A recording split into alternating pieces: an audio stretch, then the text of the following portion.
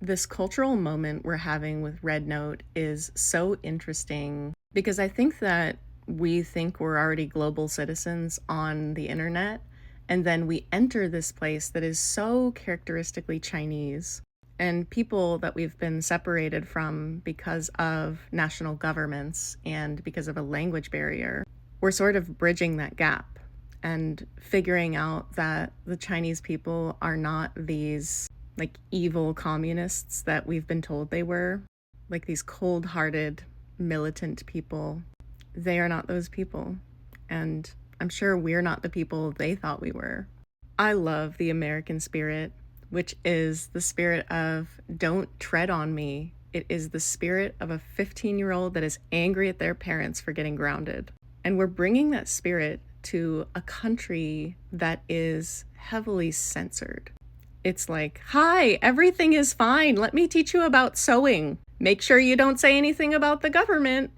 And I'm sure Americans are just flooding their app with all kinds of things that are not allowed to be said. And I don't think that they are used to having to manually censor things because the Chinese already know not to say those things out loud. What is hoped by censorship is that the individual person learns how to cull their language ahead of time, lest they not get punished or banned from an app.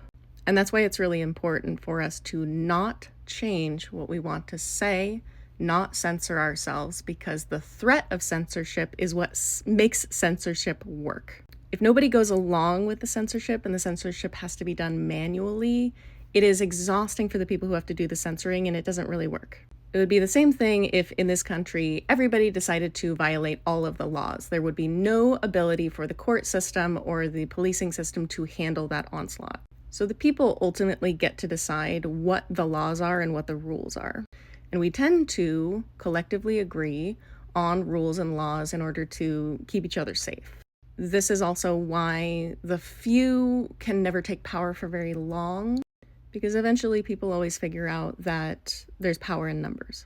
I am specifically not changing any of my content on Rednote.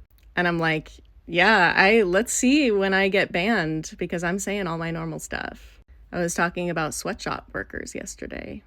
I will not live in fear and censor myself.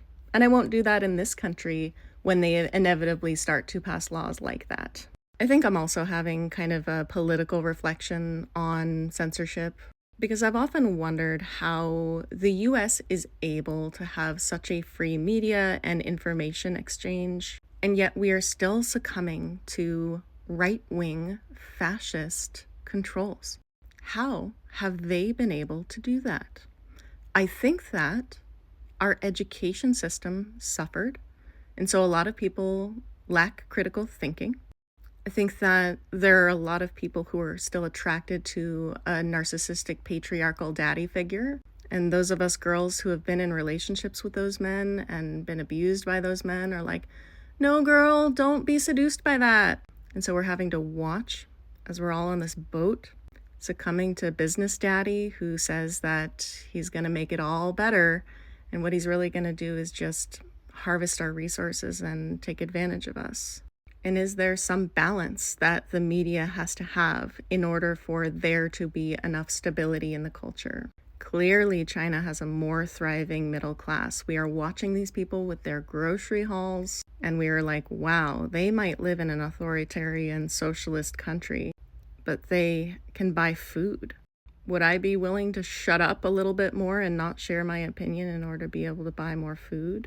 I don't really know where this is going, but I hope that I've provided some interesting reflection.